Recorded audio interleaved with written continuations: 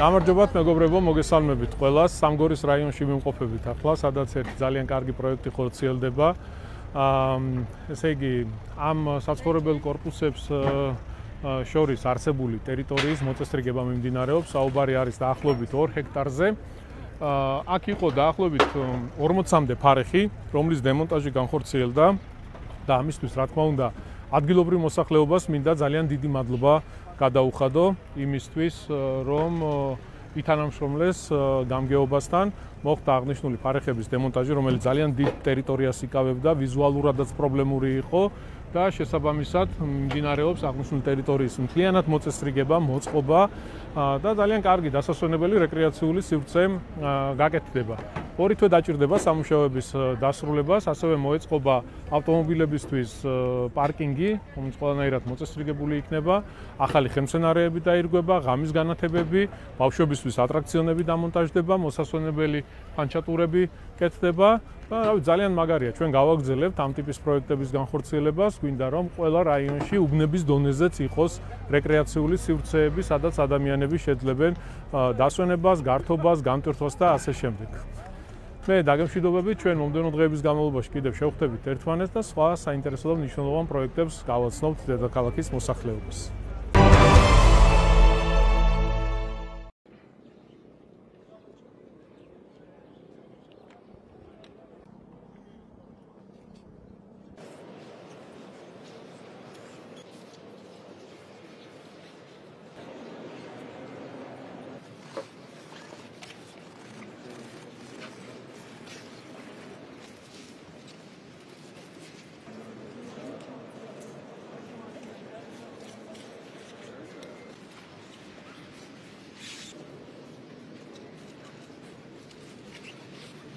სამების საკათედრო ტაძარში დღეს პატივი მივაგეთ ოკუპირებული აფხაზეთის ტერიტორიიდან გადმოსვენებულ სამხედრო მოსამსახურებს, ასევე სამოქალაქო პირს. გულითადად უსამძიმრებთ მათ ოჯახებს და უსურვებთ ხნეობას.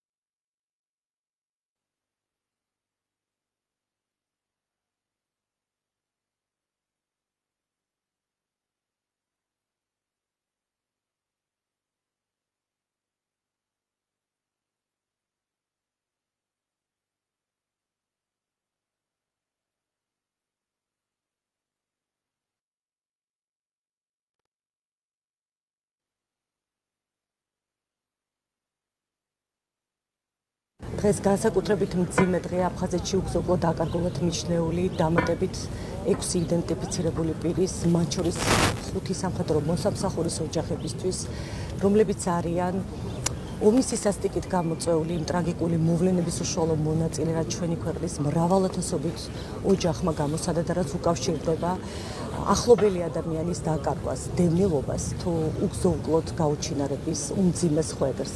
ჩვენი ქვეყანა და ხალხი სამწუხაროდ დღემდე განიცდის საქართველოში 90-იან წლების შეერაღებული მოქმედებების და 2008 წლის რუსეთ-საქართველოს ომის უმძიმე შედეგებს და ამიტომაც განსაკუთრებით აფასებს მშვიდობას, რისთვისაც საქართველოს მთავრობა გაერთიანებული ძალის ხმებით, თანმიმდევრული, პრაგმატული მოქმედებებით ყველაფერს გავაკეთებთ იმისთვის, რომ მსგავსი ტრაგედიები ჩვენს ქვეყანაში აღარ განმეორდეს.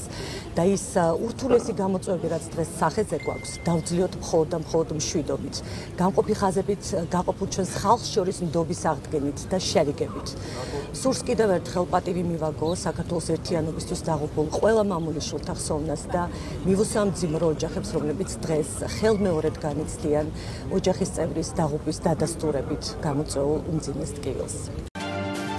ირიგაცია არის ერთ-ერთი მნიშვნელოვანი ნაწილი სოფლის მეურნეობის განვითარების და ფაქტობრივად შეუძლებელი არის ირიგაციის სისტემების გარეშე გამართული სოფლის მეურნეობა, მაღალპროდუქტიული სოფლის მეურნეობის პროდუქცია. ამისთვის ძალიან მნიშვნელოვანი არის ახალი პროექტი, რომელსაც სოფლიო ბანკთან ერთად ვიწყებთ. ეს არის 150 მილიონი ევროს ღირებულების პროექტი, რომელთაც საკმაოდ დიდი ნაწილი იქნება რეაბილიტირებული, განახლებული. ასეთი მასშტაბური და მნიშვნელოვანი ინფრასტრუქტურის განახლება მელიორაციის მიმართულებით ხელშეუწყობს სოფლის მეურნეობის განვითარებას კიდევ უფრო მეტად, პროდუქტიულობის გაზრდას, რაც თავისთავად ცხადი არის, ხელშეუწყობს ქვეყნის ეკონომიკის გაძლიერებას და ქვეყნის საექსპორტო პროდუქციის გაზრდას. სოფლიო ბანკი საქართველოს მთავრობასთან ერთად ახორციელებს 150 მილიონ ევროიან საინვესტიციო პროექტს, კერძოდ პროექტის ფარგლებში ამ სისტემაზე გაკეთდა დაახლოებით 120 კილომეტრამდე დახურული დაცნევითი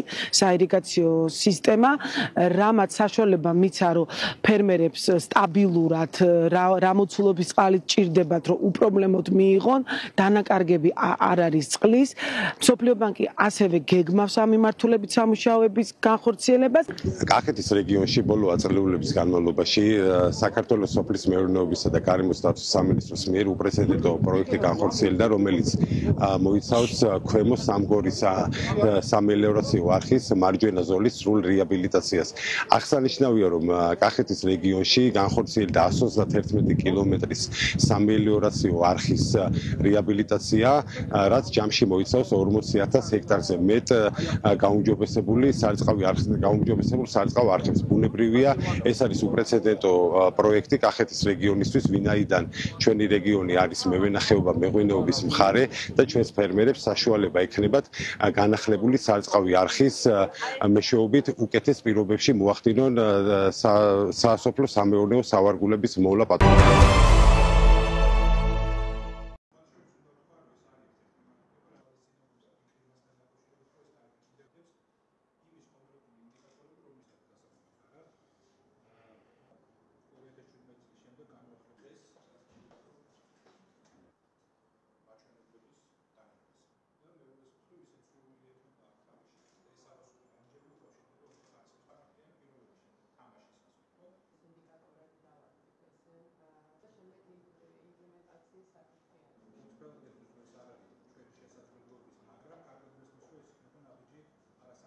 განსაკუთრებული ყურადღების საგანია თირკმლის სამკურნალოდ არსებული პროგრამები, რომელიც სახელმწიფოს აქვს და ამ თვალსაზრისით განსაკუთრებული ინტერესის საგანია, რომ ეს იყოს ერთის მხრივ ყოველთვის მზარდი, გაუმჯობესებადი და რაც შეიძლება მეტად დახვეწილი პროგრამა. მიუხედავად იმისა, რომ რამდენიმე წლის განმავლობაში არ შეცვლილა პრაქტიკულად დაფინანსების მოდელი და ტარიფი, დღეს მივიღეთ გადაწყვეტილება, რომ ერთ-ერთი ყველაზე მწვავე მიმართულებით, რასაც ჰემოდიალიზი ქვია, ამ მიმართულებით ტარიფის გაზრდასთან დაკავშირებით. აქვე მინდა ვთქვა, რომ დღეს განვიხილეთ ასევე სამომავლოდ სტრატეგიული გეგმებიც დავსახეთ იმ მიმართულებით, რასაც ქვია ამ პროგრამის ეფექტიანობის გაუმჯობესება და გაზრდა და ამ თვალსაზრისით მუშაობის შედეგად, რაც გამოიკვეთება შემდგომი მხარდაჭერის საჭიროებას, ამასთან დაკავშირებითაც პრაქტიკულად გადაწყვეტით შეგვიძლია წინასწარ საუბარი. ჯანდაცვის სამინისტრომ შეიმუშავა პროექტი, რომელიც ემსახურება თირკმლის ჩანაცვლების თერაპიაზე მყოფი ბენეფიციარების მომსახურების გაუმჯობესებას. შესაბამისად დაისახა სტრატეგიული გეგმა, რომლის თანახმად მნიშვნელოვნად გაუმჯობესდება მიწოდებული სერვისების ხარისხი, პაციენტების მედიკამენტებით მომარაგება, მათი დიაგნოსტიკა და შესაბამისად მოხდა ტარიფის გაზრდა, რაც მნიშვნელოვნად გაუმჯობესებს დიალიზზე მყოფი პაციენტების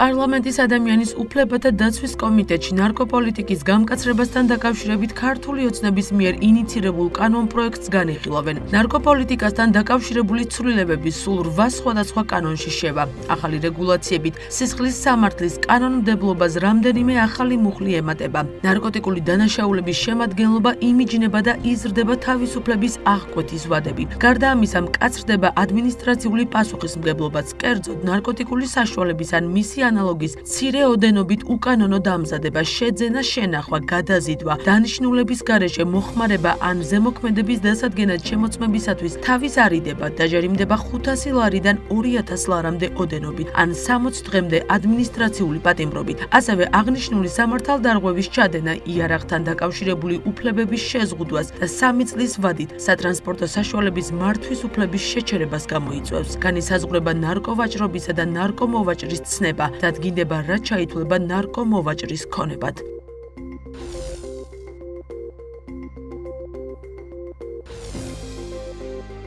საქართველოს კათოლიკოს პატრიარქმა მცხეთა თბილისის მთავარეპისკოპოსმა ბიჭვინთისა და ცხუმ-აფხაზეთის მიტროპოლიტმა ილია მეორემ, ანტიოქიისა და სრულიად აღმოსავლეთის პატრიარქს სირიაში მომხდარი ტრაგიკული მოვლენების გამო სამძიმრისა და თანადგომის წერილი გაუგზავნა. თქვენო უნეტარესობავ საქართველოს მართლმადიდებელი ეკლესიისა და პირადად ჩემი სახელით გამოუთქვამ დიდ გულის ტკივილს სირიაში ბოლო დროს მომხდარი ტრაგიკული მოვლენების გამო, რამაც მსოფლიო საზოგადოება აღაშფოთა. ჩვენც ვუერთდებით საერთო პროტესტს ცხადებთ სოლიდარობას და ვიმედოვნებთ, რომ ხელისუფლება მსგავს ბოროტებას აღარ დაუშვებს. ამასთან გთხოვთ ჩვენი თანადგომა გადასცეთ თქვენ სამწყსოს, გარდაცვლილი და დაზარალებული ბავშვების, ქალების, ცალკეული მოქალაქეების, ოჯახებს და საერთოდ სირიელ ხალხს. აღვავლენთ ლოცვებს უდანაშაულო მსხვერპლთათვის და მშვიდობისათვის სირიასა და მთელ მსოფლიოში. ნათქვამია საქართველოს კათოლიკოს პატრიარქის წერილში.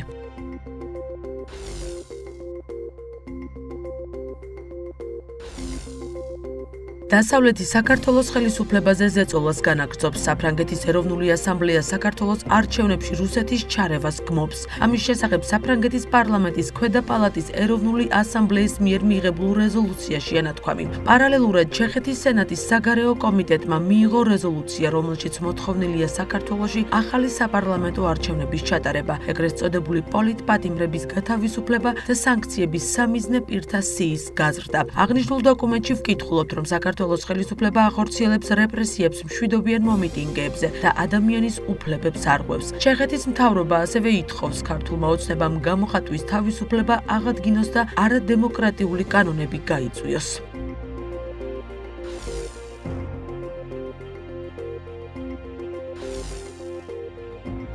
რუსეთის პრეზიდენტის ვლადიმერ პუტინის განცხადებით უკრაინასთან ზავის იდეა სწორია, თუმცა არის საკითხები, რომლებიც განსახილველი და დასაზუსტებელია. პუტინი ეთანხმება ამერიკის შეერთებული შტატების წინადადებას უკრაინაში საომარი მოქმედებების შეჩერების შესახებ, მაგრამ ეს წინადადება მიიღება მხოლოდ იმ შემთხვევაში, თუ ეს ნაბიჯი გრძელვადიან მშვიდობას გამოიწვევს. კრემლის ლიდერმა მადლობა გადაუხადა ამერიკის შეერთებული შტატების პრეზიდენტ დონალდ ტრამპს, რომელიც მისი თქმით ამდენ დროს უთმობს უკრაინაში ვითარების რეგულირებას. რაც შეეხება უკრაინის მზადყოფნას, შეწყვიტა საბრძოლო მოქმედებები, ამერიკულ-უკრაინული შეხვედრა საუდის არაბეთში შესაძლოა გარეგნულად გამოიყურება, როგორც უკრაინული მხარის მიერ ამერიკული ზეწოლით გადაწყვეტილების მიღება. თუმცა სინამდვილეში აბსოლუტურად დარწმუნებული ვარ, რომ უკრაინულ მხარესაც დაჟინებით უნდა ეთხოვა ამერიკელებისთვის იმ სიტუაციიდან გამომდინარე, რომელიც შექმნილია ადგილზე, განაცხადა ვლადიმერ პუტინმა.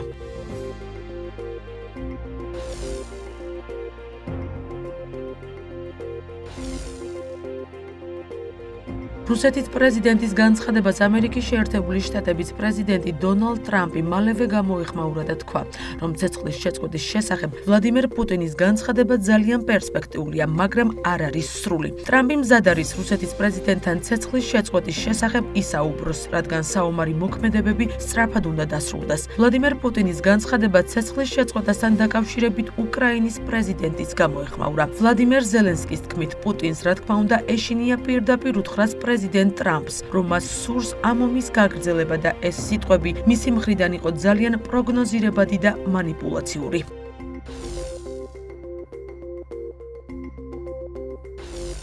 რუსეთმა კურსკის ოლქზე კონტროლი სრულად დაიბრუნა. პრეზიდენტ ვლადიმერ პუტინის განცხადებით, უკრაინელი ჯარისკაცები ტყვედ უნდა ჩაბარდნენ, სხვა შემთხვევაში დაიღუპებიან. კურსკში ვითარება სრულად ვაკონტროლებთ. დაჯგუფება, რომელიც ჩვენს ტერიტორიაზე შემოიჭრა, ახლა სრულ იზოლაციაშია. თუ 2 კვირის წინ უკრაინელი სამხედროები იქიდან ნაწილ-ნაწილ ჯგუფურად გამოსვლას ცდილობდნენ, ახლა ეს შეუძლებელია. ტექნიკა მთლიანად მიტოვებულია, მისი გაყვანაც შეუძლებელია. ის კურსკში დარჩება და თუ უახლოეს დღეებში ფიზიკური ბლოკირება მოხდება, იქიდან გამოსვლას საერთოდ ვეღარავინ შეძლებს. იარსებებს მხოლოდ 2 გზა: ტყვედ ჩაბარება ან დაღუპვა, აღნიშნა პუტინმა.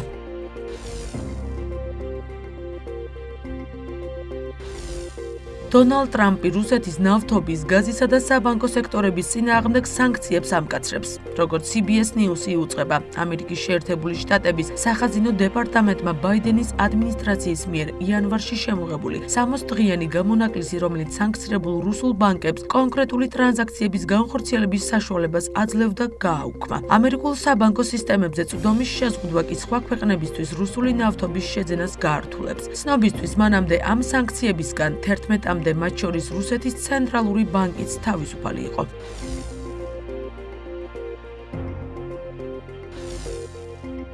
ამერიკის შეერთებული შტატების პრეზიდენტის აზრით, უკრაინის კონფლიქტის დასრულების შემდეგ რუსეთის სხვა ქვეყნებს თავს არ დაესხმება. დონალდ ტრამპის თქმით, ამის მიუხედავად, ამერიკა უზრუნველყოფს, რომ მის მოკავშირეებზე თავდასხმის შესაძლებლობა გამოირიცხოს. არ ვფიქრობ, რომ რუსეთის სხვა ქვეყნებს დაესხმება თავს. ასე არ მგონია, როცა ეს დასრულდება, ისინი დაღლილები იქნებიან, ყველანი სახლში წავლენ და დაისვენებენ. შესაბამისად, არ მგონია, რომ ეს მოხდეს. ჩვენ რა თქმა უნდა დავრწმუნდებით, რომ ყველა საშიშროება აღმოიფხვრას და ახალი საფრთხის შანსი აღარ იყოს. ასე უპასუხა ტრამპმა ჟურნალისტის შეკითხვას იმის შესახებ, თუ რას ფიქრობდა მოკავშირეების შიშებზე, რომ რუსეთი მათაც შეიძლება თავს დაესხას. ამასთან თეთრ სახლში შტატების მიმართ ანჯეი დუდას მოწოდებას რუსეთისგან მომავალი საფრთხეების პრევენციის მიზნით პოლონეთში ბირთვული იარაღის განთავსებასთან დაკავშირებით სერიოზულად არ განიხილავენ.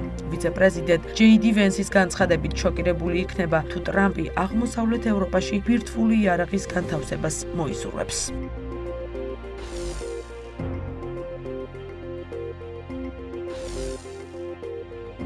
ნატო რუსეთსა და ჩინეთს იარაღის წარმოებაში ჩამორჩება. ამის შესახებ ნატოს გენერალურმა მდივანმა მარკ რუტემ ოვალურ კაბინეტში ამერიკის შეერთებული შტატების პრეზიდენტთან დონალდ ტრამპთან შეხვედრისას განაცხადა. ჩვენ გვჭირდება მეტი იარაღის წარმოება, ჩვენ არ ვაკეთებთ საკმარის, არც ამერიკის შეერთებულ შტატებში, არც ევროპაში, აღნიშნა რუტემ.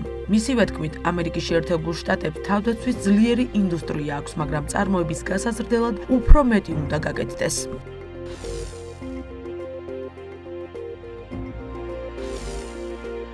ევროპა ამერიკის შეერთებულ შტატებს ცუდად ექცევა. ევროკავშირი ძალიან საძაგელია. ამ სიტყვებით ამერიკის პრეზიდენტმა ევროკავშირი ტარიფების და ვაჭრობის გამო კიდევ ერთხელ გააკრიტიკა. თუ შეხედავთ მანქანებს არ ვყიდით ევროპაში. ფაქტობრივად მათგან მილიონობით მანქანას ვყიდულობთ. ისინი არ იღებენ ჩვენ სოფლის მეურნეობას. ჩვენ ვიღებთ მათგან. თითქოს ცალმხრივი ქუჩაა მათთან. ევროკავშირი ძალიან საძაგელია. ცუდად გვეპყრობიან. ჩინეთიც აშკარად ცუდად გვეპყრობა. და ამას ყოფილ პრეზიდენტებს ვაბრალებს სიმართლე რომ გითხრათ, განაცხადა დონალდ ტრამპმა.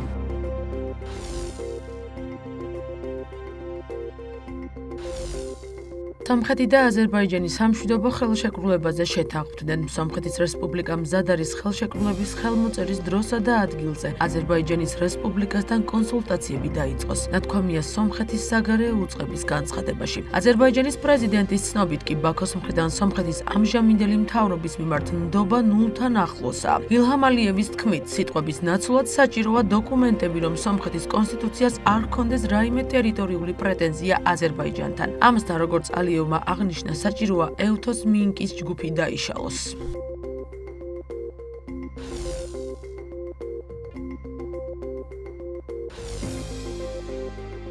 ამერიკის შეერთებული შტატების პრეზიდენტი აცხადებს, რომ გრენლანდიის ანექსია მოხდება. როგორც ტრამპმა ნატოს გენერალურ მდივანთან შეხვედრისას განაცხადა, ეს საჭიროა საერთაშორისო უსაფრთხოებისთვის და არა მხოლოდ უსაფრთხოებისთვის. გრენლანდიის მოქმედი და მომავალი მთავრობა კუნძულის ანექსიის შესახებ დონალდ ტრამპის განცხადების გამო შეშფოთებას გამოთქვამენ. გრენლანდიის პრემიერ-მინისტრმა მუტე ეგედემ ამერიკის პრეზიდენტის განცხადებას მიუღებელი უწოდა და აღნიშნა, რომ გრენლანდია ამერიკა არასდროს გახდება. ჩვენ არ გვინდა ვიყოთ ამერიკელები, არა ჩვენ არ გვინდა ვიყოთ დანიელები, ჩვენ გვინდა ვიყოთ გრენლანდიელები და გვინდა დამოუკიდებლობა მომავალში. ჩვენ გვსურს თავად დავაშენოთ ჩვენი საკუთარი ქვეყანა. ამის შესახებ კი გრენლანდიის არჩევნებში გამარჯვებულმა მემარჯვენე ცენტრისტული დემოკრატიული პარტიის ლიდერმა იენს ფრედერიკ ნილსენმა განაცხადა.